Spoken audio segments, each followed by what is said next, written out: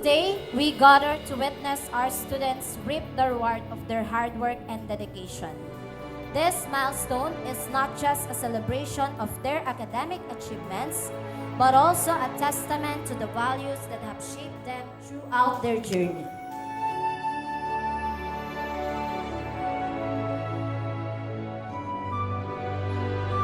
Dear students, respected teachers, and the proud parents, it's such a joy and honor to be standing here before all of you today.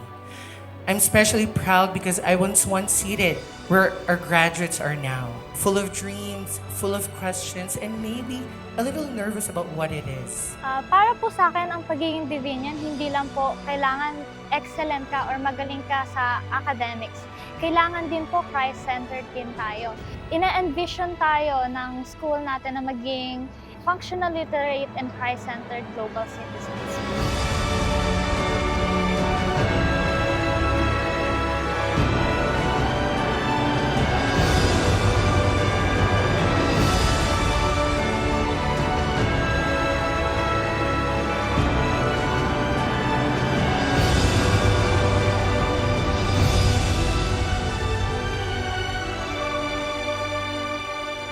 Ang pangarap ko para sa kanila ay makapagpatuloy sila ng kanilang pag-aaral sa high school, sa junior high school, para ang kanilang mga pangarap pagdating ng araw ay matupad.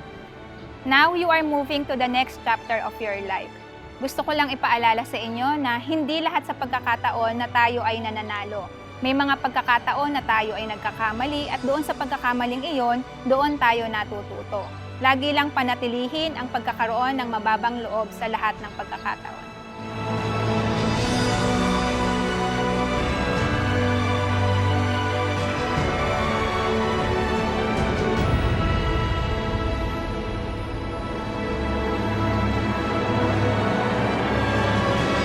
Para sa aming mga mag-aaral na gumraduate ngayong batch 2025, sana ang inyong mga pangarap na binuo sa inyong mga isipan ay matupad pagdating ng araw.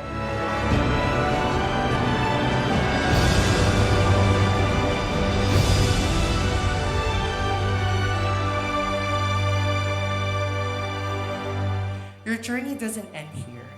It's just the beginning. Walk forward with hope, keep your heart open, trust in yourself and those who love you, and never stop dreaming about the bright future that's waiting for you. So go on, keep walking, keep dreaming, and keep shining. Again, congratulations, class of 2025. The world is waiting for you. Thank you.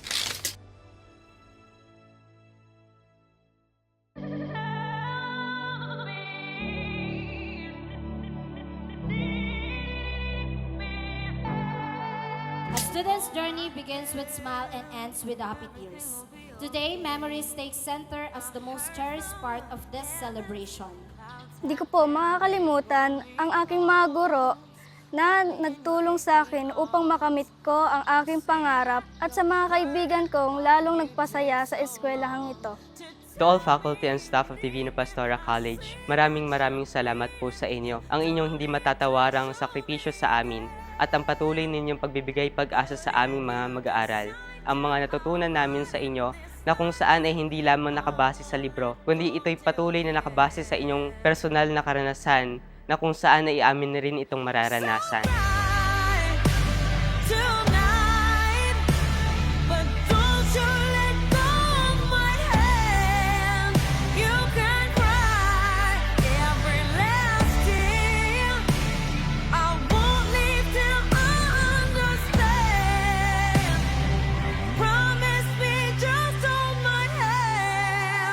Ang Divinian ay siyang tumutugon sa panawagan ng paaralan na kung saan ay transforming lives through God and society, na kung saan ay hindi lamang patungkol palagi kay Kristo, kundi palaging tinutugunan din ang pangangailangan ng komunidad. Lalo higit dito sa Divina Pastora College, sinububog ang mga estudyante hindi lamang sa pag-aaral, kundi tinutubog din sa katolikong pananampalataya at sa iba pang mga pangkomunidad na gawain. I heard from the heavens.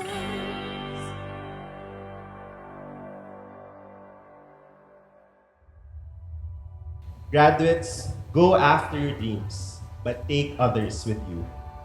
Be kind, be fearless, and above all, be grateful. Class of 2025, this is just the beginning.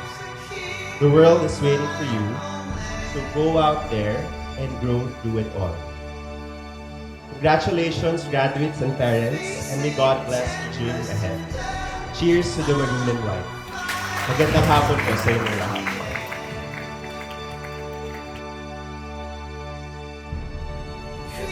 And by the power vested in me by the Roman Catholic Bishop of Cabanatuan and the Department of Education, I now proclaim you as the graduates. Congratulations, Divinians, and cheers to the maroon and white.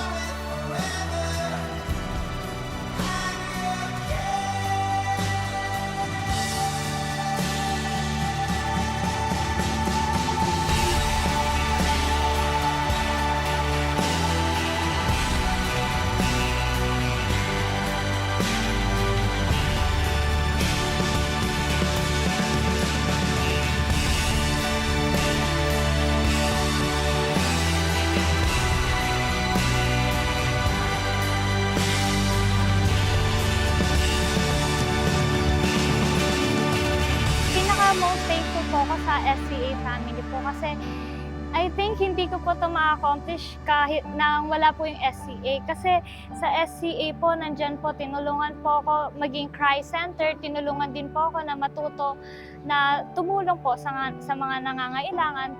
Tinulungan din po ako na maging ipaglaban kung ano po yung tama and syempre po, maging excellent po in terms of academics.